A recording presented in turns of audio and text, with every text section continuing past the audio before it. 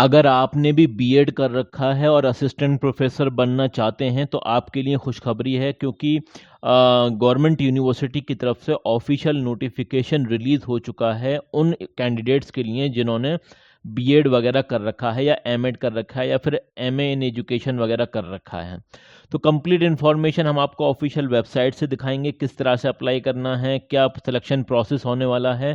Complete जानकारी official notification और official website से हम आपको बताने वाले हैं।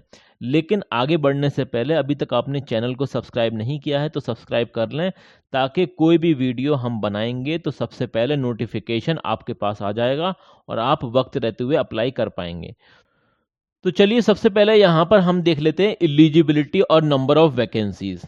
अगर आप असिस्टेंट प्रोफेसर बनना चाहते हैं और वो भी एजुकेशन डिपार्टमेंट में, तो उसका एलिजिबिलिटी और अदर सब्जेक्ट की एलिजिबिलिटी में थोड़ा सा डिफरेंस होता है, समझना बेहद ज़रूरी है, क्योंकि ये एनसीटीई की गाइडलाइन फॉलो करते हैं बीएड वाले कॉलेज या यूनिवर्सिटी डिपार्टमेंट। तो यहाँ पर आप ये देख सकते हैं शिक्षा का परिप्रेक्ष्य जो मेन सब्जेक्ट होता है, फाउंडेशन कोर्स होता है, इसमें 4 वैकेंसी हैं। इसमें अप्लाई करने के लिए 2 यहाँ पर चॉइस दे रखी है, या तो ये वाली कंडीशन फुलफिल होनी चाहिए या फिर ये वाली कंडीशन फुलफिल होनी चाहिए। पहली वाली कंडीशन ये है कि आपने किसी भी सब्जेक्ट में, इन्होंने सब्जेक्ट स्पेसिफाई नहीं किया है, इन्होंने सोशल साइंस बोल दिया है, तो सोशल साइंस में पॉलिटिकल साइंस भी होता है, इकोनॉमिक्स भी हो सकता है, कुछ भी हो सकता है, XYZ कोई भी सब्जेक्ट हो सकता है, ठीक है ना। तो उसमें मास्टर डिग्री होनी चाहिए और वो भी 55% के साथ, समझते चले जाइएगा। इसके अलावा आपके पास एमएड की डिग्री भी होनी चाहिए। या तो ये वाली कंडीशन आप फुलफिल कर रहे हैं तब भी आप एलिजिबल है, अप्लाई कर सकते हैं, या फिर आपके पास मास्टर डिग्री होनी चाहिए किसमें, एजुकेशन जो सब्जेक्ट होता है उसके अंदर, और वो भी 55% के साथ, ठीक है ना। और आपके पास बीएड या फिर बीएलएड की डिग्री होनी चाहिए, वो भी 55% के साथ। तो या तो ये ऊपर वाली कंडीशन ये फुलफिल हो रही हो या फिर ये नीचे वाली कंडीशन फुलफिल हो रही हो, तब आप अप्लाई कर सकते हैं इस वाले सब्जेक्ट में, perspective in education foundation courses के अंदर, ठीक है ना। तो ये तो पहला पॉइंट हो गया। देखिए 2 पॉइंट इन्होंने दिए, पहला पॉइंट तो ये हो गया। दूसरा पॉइंट भी इंपॉर्टेंट है, ये तो होना ही चाहिए। इसके अलावा आपके पास यूजीसी नेट होना चाहिए, कंडक्टेड बाय द यूजीसी और similar tested accredited by the UGC, like slate वगैरह या फिर सेट वगैरह। देखिए या तो नेट होना चाहिए या फिर सेट होना चाहिए, और या फिर आपके पास पीएचडी की डिग्री हो, किसमें हो, एजुकेशन सब्जेक्ट में हो, तब आप अप्लाई कर सकते हैं। या तो आपने नेट क्वालिफाई कर रखा है एजुकेशन में, या फिर आपने सेट क्वालिफाई कर रखा है एजुकेशन में, या फिर आपने पीएचडी कर रखी है एजुकेशन में, तब आप यहाँ पर अप्लाई कर सकते हैं। तो ये पूरी एलिजिबिलिटी है। तो ज़्यादातर कैंडिडेट ऐसे होंगे जिनके पास सोशल साइंस में जो है मास्टर डिग्री होगी, और मैं जहाँ तक समझता हूँ कि उनके पास एमएड वगैरह भी हो सकता है, या फिर एजुकेशन में डिग्री है और यूजीसी नेट है, तो वो अप्लाई कर सकते हैं, ठीक है ना। सैलरी की अगर हम बात करें तो यहाँ पर 40,000 रुपये पर मंथ की आपकी सैलरी होने वाली है। ओके, ये फिक्स्ड सैलरी है, ये आपकी सैलरी होने वाली है 40,000 रुपये पर मंथ की। चलिए यहाँ पर और भी जो वैकेंसी है उसके बारे में भी देख लेते हैं। अगर हम यहाँ पर देखें तो और किस किस चीज़ की वैकेंसी है, तो assistant professor of education curriculum and pedagogical subject के अंदर, करिकुलम और पेडागोजिकल सब्जेक्ट कौन कौन से हैं, जैसे कि मैथमेटिक्स में वैकेंसी है, फिजिक्स में है, केमिस्ट्री में है, जूलॉजी में है, बॉटनी में है, हिस्ट्री में है, पॉलिटिकल साइंस में है, इकोनॉमिक्स में है, ज्योग्राफी में है, और लैंग्वेजेस के अंदर जैसे कि इंग्लिश हो गया, उड़िया हो गया, तो इन सब में वैकेंसीज हैं। अब यहाँ पर भी आपको जो सैलरी मिलने वाली है वो 40,000 रुपये पर मंथ की सैलरी मिलने वाली है। ओके, और रही बात एलिजिबिलिटी, तो यहाँ पर 3 पॉइंट दे रखे हैं, point number 1, point number 2, point number 3।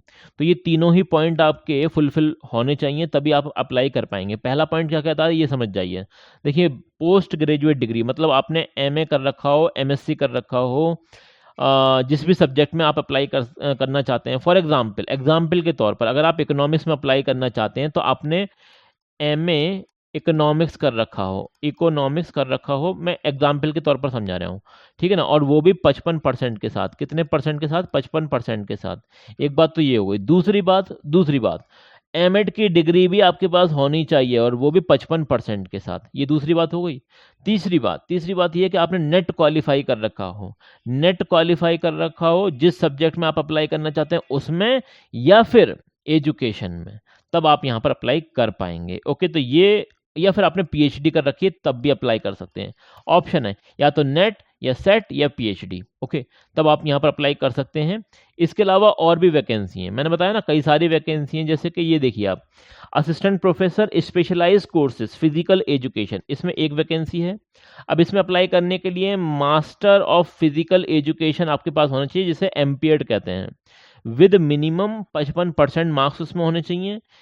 और कैंडिडेट कौन से डिज़ायरेबल है, देखिए जिन लोगों के पास पीएचडी होगी उन्हें, वो तो डिज़ायरेबल है, उन्हें तो ज़्यादा रिकमेंडेशन मिलेगी।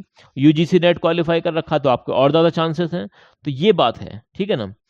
और यहाँ पर आपकी जो सैलरी होने वाली है वो 35,000 रुपये पर मंथ की सैलरी होने वाली है। इसी तरीके से assistant professor specialized courses visual art में, तो विजुअल आर्ट में भी वही है कि मास्टर डिग्री आपकी होनी चाहिए 55% के साथ, फाइन आर्ट्स के अंदर एमएफए कर रखा हो आपने, और अगर आपने नेट क्वालिफाई कर रखा है इसी सब्जेक्ट में तो आपको जो है चांस और ज़्यादा चांसेस मिलने के आपको हो जाएंगे, ठीक है ना। तो इसी तरीके से यहाँ पर आप सैलरी देख सकते हैं, 35,000 रुपये पर मंथ की सैलरी होने वाली है। अब इसी तरीके से यहाँ पर आगे देख सकते हैं assistant professor specialized courses performing arts, तो इसमें भी वही मास्टर डिग्री और नेट होना चाहिए, ठीक है ना। तो ये सारी हो गई पॉइंट्स हमने बता दिया आपको। तो ये जो वैकेंसी है ये प्योरली कॉन्ट्रेक्चुअल वैकेंसी है। कॉन्ट्रेक्चुअल वैकेंसी का मतलब क्या है तो वो समझ जाइए। देखिए यहाँ पर इन्होंने इस वाले पॉइंट को आप पढ़ेंगे तो आपको क्लियर कट समझ में आ जाएगा। देखिए, the appointment shall initially be valid up to 30 April 2027, मतलब 30 अप्रैल 2027 तक, अगले साल तक ये आपकी जो अपॉइंटमेंट है वो वैलिड रहेगी। हाउएवर, ये भी हो सकता है it may be extended on a yearly basis, आपकी ये जो मतलब अपॉइंटमेंट हुई है ये बढ़ भी सकती है, मतलब ईयरली बेसिस पर ये इसे आगे बढ़ा सकते हैं। With a 1 month break during June, एक मतलब 1 महीने की छुट्टी मिलेगी जून, उसके बाद जुलाई से आपका हो सकता है कि ये आपका जो टाइम पीरियड है बढ़ा दें। कब बढ़ाएंगे, तब बढ़ाएंगे, कुछ कंडीशन उन्होंने बता दी है। Subject to satisfactory performance appraisal and student feedback as decided by the university. कहने का मतलब ये है कि आपकी जो सब्जेक्ट में पकड़ है अगर बहुत मजबूत है, सेटिस्फैक्टरी है, परफॉर्मेंस अच्छी है, बच्चों का फीडबैक अच्छा है, स्टूडेंट का फीडबैक अच्छा है, वो चाहते हैं कि आप पढ़ाएं यूनिवर्सिटी में, तो आपका टाइम पीरियड बढ़ा दिया जाएगा। तो ये प्योरली हम 1 ईयर की नहीं कह सकते, इसका टाइम पीरियड बढ़ सकता है ऑन देयर, मतलब आपकी परफॉर्मेंस के बेसिस पर। अगर आपकी परफॉर्मेंस अच्छी है तो ये आपका जो टाइम पीरियड है उसे एक्सटेंड कर देंगे, फर्दर एक्सटेंड कर देंगे। तो यहाँ पर ये सारी चीज़ें हो गई।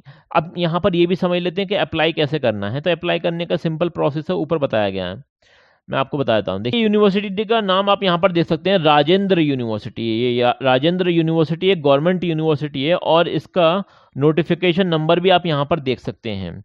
अब यहाँ पर क्लियरली यहाँ पर बता रखा है सारी चीज़ें। देखिए 2 साल का जो बीएड होता है या फिर 3 साल का इंटीग्रेटेड बीएड एमएड होता है, सेल्फ फाइनेंस के जो कोर्सेज होते हैं राजेंद्र यूनिवर्सिटी में, कॉन्ट्रेक्चुअल बेसिस के ऊपर academic session 2026-27 for a period of 10 month के लिए यहाँ पर हायरिंग चल रही है।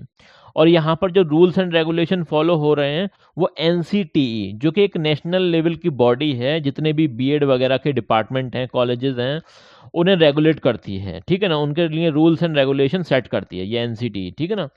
तो यहीं से सारे रूल्स एंड रेगुलेशन सेट होते हैं। और इसके अलावा देखिए eligible and interested candidate are required to submit the duly filled in application form. आपको सबसे पहले एक फॉर्म डाउनलोड करना है। फॉर्म ये कुछ इस तरह का है, ये एक आपका ऑफलाइन फॉर्म है, आपको इसे प्रिंट आउट करवाना पड़ेगा, प्रिंट करवाना पड़ेगा। उसके बाद यहाँ पर आप पेन से सारी डिटेल भरेंगे, यहाँ पर फोटो आप अपना चिपकाएंगे और इस तरह से ये पूरा का पूरा फॉर्म है। आई थिंक 3 पेजेस का पूरा फॉर्म है और ये एक ऑफलाइन फॉर्म है जो कि यूनिवर्सिटी वेबसाइट पर दे रखा है, वहाँ से आपको डाउनलोड करना है, इसे पूरा भरना है। जो भी ज़रूरी डॉक्यूमेंट है, नेसेसरी डॉक्यूमेंट हैं, वो इसमें सेल्फ अटेस्टेड करके आपको लगाने हैं। और फिर उसके बाद क्या करना है तो देखिए यहाँ पर लिख रखा है, सारी चीज़ें बताइए आपको। Download from the university website along with the payment receipt, आपको पेमेंट रिसिप्ट करनी है और उसका तरीका भी इन्होंने बताया है नीचे। Self attested photo copies of the marksheet, certificate, degree 10th standard onward, सारी चीज़ें आपको लगानी है, मार्कशीट वगैरह। टीचिंग एक्सपीरियंस अगर आपके पास है तो लगा देना।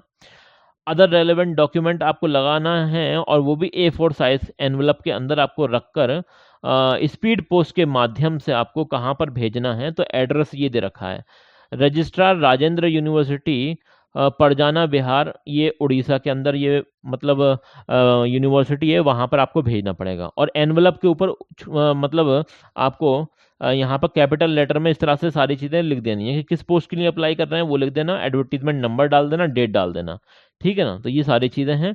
इसके अलावा ये तो सब मैं बता ही चुका हूँ। हाँ देखिए, यहाँ पर आप ये भी देख सकते हैं कि एप्लीकेशन की फ़ीस भी दे रखी है। जैसे जनरल वाले हैं या फिर SEBC जो कैंडिडेट हैं उनके लिए 1000 रुपये की फ़ीस है, ठीक है ना। और अगर आप जैसे SC ST कैंडिडेट हैं तो 500 रुपीज़ की फ़ीस है। तो ये समझने वाली बात है। अब यहाँ पर फीस जो आपको पे करनी है वो यहाँ पर इन्होंने बैंक डिटेल दे रखी है। तो आपके लिए आपको ड्राफ्ट बनवाना पड़ेगा, बैंक में जाके ड्राफ्ट बनवाना पड़ेगा, और तो आप यहाँ पर पेमेंट कर सकते हैं, ठीक है ना। या फिर डायरेक्ट इनके अकाउंट पे भी पेमेंट कर सकते हैं, ये देख लेना यहाँ पर। ओके, यहाँ पर ये सारी इन्होंने इन्फॉर्मेशन वगैरह दे रखी है। और ये नोटिफिकेशन आपको कहाँ से मिलेगा तो वो भी मैं आपको बता देता हूँ। आप अगर इसे डाउनलोड करना चाहते हैं तो ये यूनिवर्सिटी की वेबसाइट है, राजेंद्र यूनिवर्सिटी बलानगीर के अंदर ये यूनिवर्सिटी है। यहाँ पर जैसे ही आप आएंगे थोड़ा सा स्क्रॉल डाउन करेंगे और नोटिस बोर्ड में आपको यहाँ पर वैकेंसीज वगैरह मिल जाएंगी और एप्लीकेशन फॉर्म भी मिल जाएगा। जैसे यहाँ क्लिक करेंगे, देखिए ये पेज ओपन हो गया। यहाँ से आप अपना नोटिफिकेशन, ये अपना फॉर्म डाउनलोड करेंगे और इसे जो है आपको प्रिंट आउट कराना है, और यहीं से आपको एडवर्टीजमेंट भी मिल जाएगा। ये देख सकते हैं आप, ये पूरा का पूरा एडवर्टीजमेंट है, ये आप डाउनलोड कर लेंगे। और सारी चीज़ें आपको पढ़नी चाहिए, वेरीफाई करनी चाहिए, उसके बाद ही आपको अप्लाई करना चाहिए, ठीक है ना। तो ये सारी चीज़ें हो गई। इसके अलावा कोई अगर पॉइंट रहता है तो आप मुझसे कमेंट सेक्शन में पूछ सकते हैं। हाँ, अगर हम बात करें कि कब तक आप अप्लाई कर सकते हैं तो ये इन्होंने डेट भी मेंशन कर रखी है, इस डेट तक आप अप्लाई कर सकते हैं, 25/6/2026 तक, मतलब 25 जून तक आप अप्लाई कर सकते हैं, ठीक है।